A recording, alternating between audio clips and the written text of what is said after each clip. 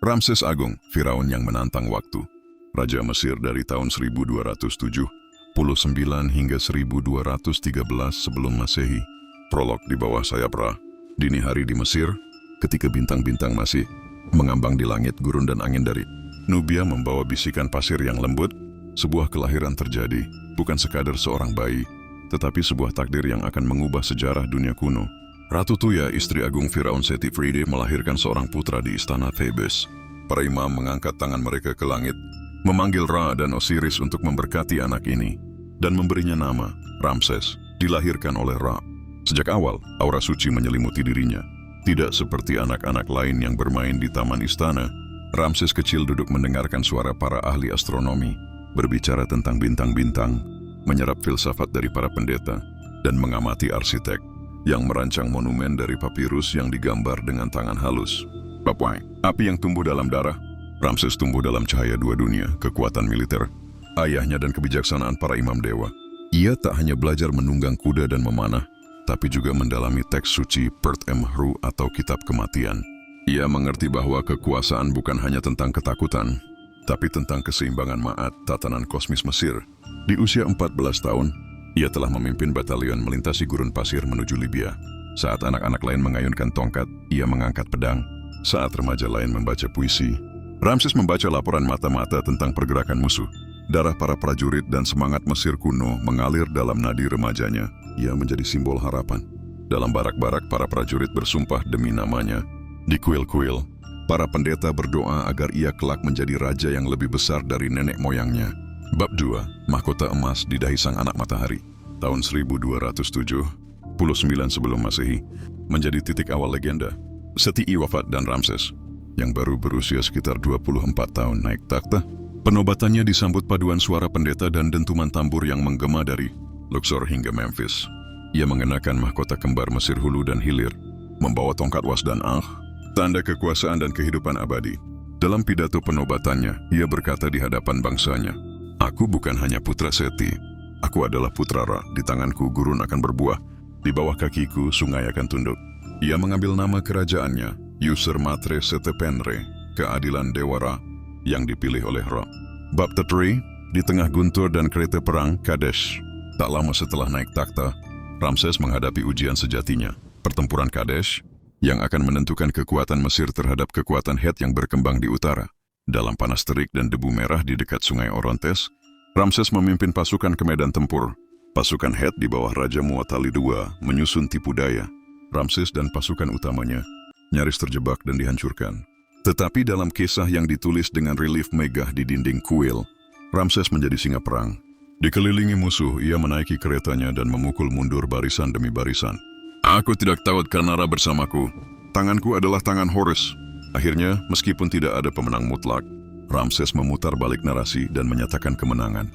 Tahun-tahun setelahnya, ia menandatangani perjanjian damai tertulis pertama dalam sejarah dunia dengan Raja Hattusili Teduri, dokumen yang salinannya disimpan di markas besar Perserikatan Bangsa-Bangsa hingga kini. Bab Prodi, kota-kota yang dibangun untuk keabadian. Ramses tak hanya membangun kekuatan, tapi menyulam kekekalan dalam batu. Ia adalah Firaun yang tak puas hanya dengan satu jejak. Ia ingin agar seluruh Mesir berbicara tentangnya selama ribuan tahun. Ramesseum, kuil mayatnya, menjadi simbol kejayaan dan identitas. Di situ terlukis dirinya dalam perang, dalam ibadah, dan dalam pelukan para dewa.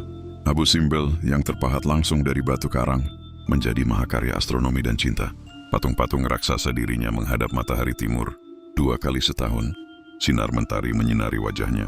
Jauh di dalam ruang terdalam kuil, pencapaian, arsitektur yang masih dipelajari hingga kini. Ia juga mendirikan Pirameses, kota baru di Delta Timur, megah, hidup, dan penuh pasukan serta istana. Kota itu menjadi pusat administrasi, militer, dan seni. Di dalamnya berdiri sekolah, taman-taman, dan bengkel seniman. Ia menambahkan obelisk-obelisk baru di Karnak, memperbaiki Luxor, dan memperluas kuil Heliopolis. Tak ada satu jengkal Mesir yang tak menyebut namanya dalam batu. Bab Vita, Nefertari, permaisuri dari cahaya bintang. Dari sekian banyak istrinya, Ratu Nefertari adalah jiwanya. Ia bukan hanya istri, tapi penasihat, penyair, dan diplomat. Ramses membangun kuil khusus untuknya di Abu Simbel, hal yang sangat jarang dilakukan. Di sana tertulis, "Ia yang demi senyumnya matahari terbit." Di lembah para ratu, makam Nefertari diukir dengan gambar-gambar ilahi, warna-warna langit dan surga. Hingga kini, makamnya disebut sebagai yang paling indah di Mesir. Ramses memiliki lebih dari 150 anak, dan ia mendidik mereka sebagai panglima, pendeta, dan gubernur. Ia membentuk dinasti yang kuat dan besar. Bab Spi, kejayaan di senja umur. Semakin tua Ramses, semakin besar wibawanya. Ia menyaksikan generasi demi generasi datang dan pergi, termasuk banyak dari anak-anaknya sendiri. Ia hidup lebih dari 90 tahun, usia yang luar biasa. Rakyat mulai menyembahnya sebagai dewa hidup. Para duta besar dari negeri-negeri jauh datang membawa emas, anggur, dan permohonan damai. Ramses memerintah dengan tangan bijak. Ia menjunjung keadilan, menjaga keselarasan Ma'at, dan menjadikan Mesir sebagai pusat peradaban timur dekat. Ia meninggal di tahun 1213 sebelum Masehi dan disemayamkan dalam makam mewah di Lembah Para Raja. Namun, karena perampokan makam, jasadnya dipindahkan dan akhirnya ditemukan kembali oleh para arkeolog ribuan tahun kemudian. Kini ia beristirahat di Museum Kairo. Wajahnya meski telah ribuan tahun berlalu masih menunjukkan ketegasan, ketampanan, dan ketenangan seorang raja yang menaklukkan waktu. Epilog, nama yang tak pernah tenggelam. Ramses II bukan sekadar Firaun.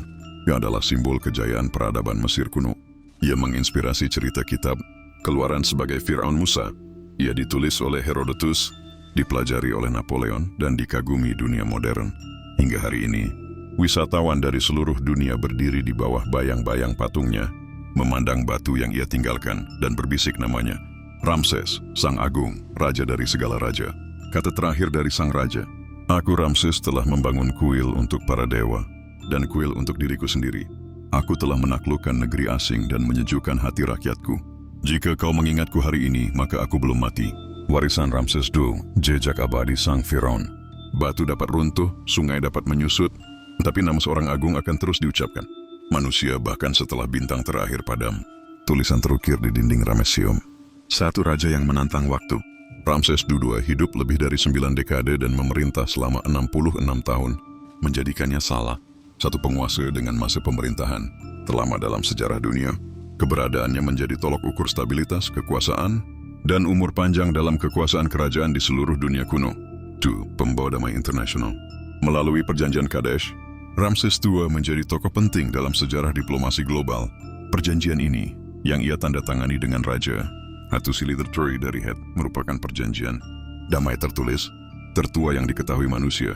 Salinan perjanjian ini bahkan dipajang di markas besar PBB di New York sebagai simbol awal peradaban damai. 3. Arsitek keabadian Mesir. Ramses adalah pembangun luar biasa. Ia meninggalkan Ramesseum, kuil megah penuh ukiran sejarah dirinya. Abu Simbel, mahakarya batu dan astronomi yang tetap berdiri teguh hingga hari ini. Ramesses, ibu kota baru di Delta Timur yang pernah menjadi pusat kekuatan Mesir. Renovasi dan perluasan kuil di Karnak, Luxor, dan Heliopolis. Puluhan obelisk dan patung kolosal yang tersebar hingga ke Roma dan Paris.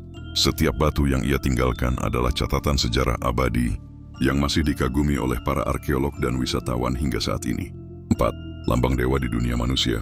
Ramses menciptakan citra dirinya bukan hanya sebagai raja, tapi juga sebagai perwujudan dewa Ra di bumi. Ia menghidupkan kembali ritual-ritual keagamaan, memantapkan posisi para imam, dan memperkuat institusi keagamaan Mesir. Ia tidak sekadar memerintah, ia memerankan mitos. Dalam relief dan prasasti, ia digambarkan bertempur bersama Horus, diberkati oleh Amun, dan duduk sejajar dengan para dewa. 5. Inspirasi dalam teks suci dan budaya. Banyak sejarawan dan teolog meyakini bahwa Ramses II adalah kemungkinan Firaun dalam kisah Musa di Kitab Keluaran. Hal ini menjadikannya tokoh penting dalam 3 agama besar dunia, Yahudi, Kristen, dan Islam. Kisahnya menjadi inspirasi dalam Alkitab dan Al-Quran, puisi dan drama Mesir, lukisan dan film modern seperti The Ten Commandments dan The Prince of Egypt. 6. Simbol cinta yang diabadikan dalam batu. Kepada istrinya, Ratu Nefertari, Ramses membangun kuil megah yang menyatakan cintanya secara abadi. Makam Nefertari adalah salah satu makam terindah di Mesir, dan kuil di Abu Simbel untuknya adalah satu-satunya kuil besar untuk wanita dalam sejarah Mesir kuno. Melalui ini, Ramses mewariskan gagasan bahwa cinta sejati layak diabadikan dalam batu dan cahaya matahari. 7. Raja rakyat dan bapak generasi. Ramses II memiliki lebih dari 150 anak. Ia menjadikan mereka gubernur, jenderal, imam, dan duta besar. Dinastinya memperkuat stabilitas Mesir hingga bertahun-tahun setelah wafatnya. Ia juga dikenal sebagai pemberi kerja terbesar Mesir, karena ribuan orang bekerja untuk membangun proyek-proyek raksasanya. memberi kehidupan bagi ekonomi dan sosial Mesir kuno. 8. Inspirasi kepemimpinan abadi. Bagi Mesir dan dunia, Ramses II menjadi cermin ideal seorang penguasa, bijak, pemberani, religius, romantis, dan visioner. Para raja setelahnya, termasuk di Persia, Roma, bahkan Eropa abad pertengahan, meniru caranya mengabadikan diri melalui prasasti dan monumen. Ia adalah model keagungan kerajaan sepanjang sejarah. 9. Mumi yang membisikkan sejarah. Ketika jasadnya ditemukan kembali dan dibuka di zaman modern, mumi Ramses II masih utuh, wajahnya masih menunjukkan ketegasan dan martabat. Kini disimpan di Museum Nasional Mesir, muminya menjadi jembatan nyata antara zaman kuno dan dunia modern. Bahkan di akhir abad ke-16 ketika jasadnya diterbangkan ke Prancis untuk konservasi, Ramses II diberikan paspor Mesir resmi, tertulis Raja Almarhum. Pengakuan unik dan simbolik atas Ungesusen der kehormatan abadi. 10. Nama yang tak pernah padam. 3000 tahun telah berlalu, peradaban datang dan pergi. Tapi nama Ramses tetap hidup.